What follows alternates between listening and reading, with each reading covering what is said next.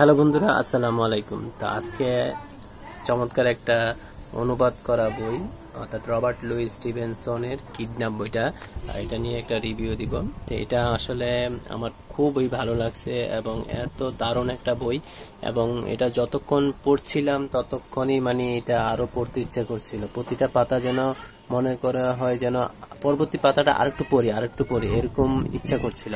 তো একটা সময় ছিল যে অনেকে যখন বলতো যে এক বসাতে পড়ে ফেলেছি, অথবা বলতো যে শেষ পর্যন্ত না পড়ে উঠতে পারিনি, এই কথাগুলো আমার হাস্যকর লাগতো। কিন্তু আজকে প্রমাণ হয়ে গেল যে এই ধরনের লেখা আসলে মানে পাঠককে ধরে রাখে কিভাবে। তো এটার মূল ঘটনায় আসি। তো এখানে এই যে পিচ্চি ছেলেটা ছবিটা দেখা যাচ্ছে, এর নাম হচ্ছে ডেভিড। তো তার বাবা হচ্ছে স্কুল মাস্টার। তো সে মারা যাওয়ার পর তার বাবার মাধ্যমে জানতে পারে যে তার পৈতৃক কিছু সম্পত্তি আছে, এবং সেটার উদ্দেশ্যে তাকে পাঠানো হয়। তো যেহেতু বাবা মারা যায়, সে বের হয়। তো বের হওয়ার পর মানে ওই গ্রামটা ছেড়ে চলে যাচ্ছে। তো চলে যাওয়ার পর জানতে পারে যে তার যে বাবার সম্পত্তি ছিল সেটা হচ্ছে একটা জমিদার বাড়ির মতো, কিন্তু সেখানে থাকে একজন। তো সেখানে গিয়ে জানতে পারলো যে সেই লোকটা আবার তার চাচা। তো তার চাচা আবার তাকে হত্যা করার চেষ্টা করেছিল। তারপরও সে চাচা হিসেবে তাকে মেনে নেয়, ক্ষমা করে দেয়, কিন্তু মনে মনে প্রতিজ্ঞা করে এর একটা বিহিত সে করবে। কিন্তু পরবর্তীতে তার চাচা তার সাথে আরেকটা চালাকি করে। চালাকিটা হচ্ছে এটাই যে এক জাহাজে তার চাচা যাবে। তো তাকে জিজ্ঞেস করলে সে জাহাজে যাবে কিনা। তো সে প্রথমে না করে, কারণ চাচা যেহেতু তাকে একবার মেরে ফেলতে চাইছে, তা আবার না জানি কি ক্ষতি করে। তো সেটা চিন্তা করে সে কি করলো, যাবে না বলে সিদ্ধান্ত নিল। তারপরও বললো তুমি আমার সাথে আসো, ইচ্ছে হলে যাবে, নয়তো চলে আসবে। কিন্তু যাওয়ার পর সেখানে সে জানে যে তার চাচা ওই জাহাজে করে কোথাও যাবে। আর ওইদিকে জাহাজের নাবিক বলছে যে তুমি যদি আসো তাহলে তোমার চাচা কত খারাপ তার সম্পর্কে আর অনেক কিছু জানতে পারবে। তো তার মধ্যে একটা কৌতূহল জাগিয়ে দিল ক্যাপ্টেন ওই জাহাজের। তো ক্যাপ্টেন যখন বললো যে তার চাচা সম্পর্কে অনেক কিছু বলবে, তো সে রাজি হয়ে গেল।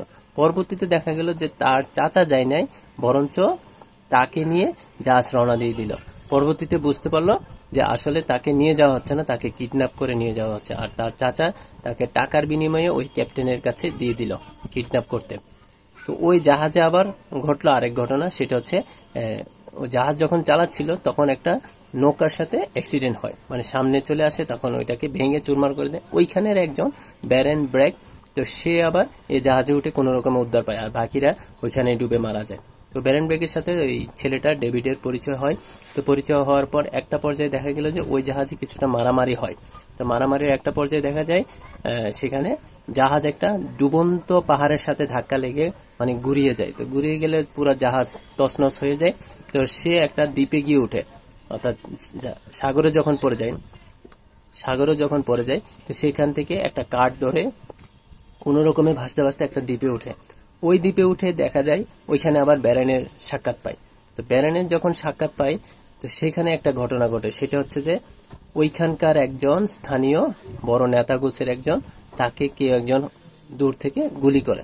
এবং গুলি করার ঘটনাটা হচ্ছে এরকম যে তাদের যখন শিবিরটা যাচ্ছিল, দলটা যাচ্ছিল, তো সেখানে ডেভিড ছেলেটা তাকে থামায়, তার সাথে কিছু কথা বলে। ওই কথা বলা অবস্থায় ওই সেনা বা নেতা গোছের লোকটাকে দূর থেকে কেউ একজন গুপ্ত ঘাতকের মতো গুলি করে। তো যেহেতু সে দাঁড়া করায় তার সাথে কথা বলছে, ওই টাইমে তাকে গুলি করে হত্যা করা হয়েছে। এই জন্য সন্দেহ করছে ডেভিডও তার সাথে জড়িত। তো এই কারণে তাকে এবং পাশাপাশি ব্যারেন নামের লোকটাকেও সন্দেহ করা হচ্ছে। এরপরে দুজনেই পলাতক। তো পরবর্তীতে কি হয়, এই ব্যারেন এবং ডেভিড দুজনে কিভাবে এই মিথ্যা খুনের মামলা থেকে রেহাই পায়, কিভাবে ডেভিড তার ওই চাচা থেকে পৈতৃক সম্পত্তিটা পায়, এবং ব্যারেনের একটা উদ্দেশ্য ছিল সে ফ্রান্সে যাবে, তো সে কিভাবে আবার পরবর্তীতে ফ্রান্সে পৌঁছায়, সবকিছুই থাকবে এই উপন্যাসের লাস্টের দিকে। তো পড়তে চাইলে এই কিডন্যাপ উপন্যাসটা পড়তে পারেন।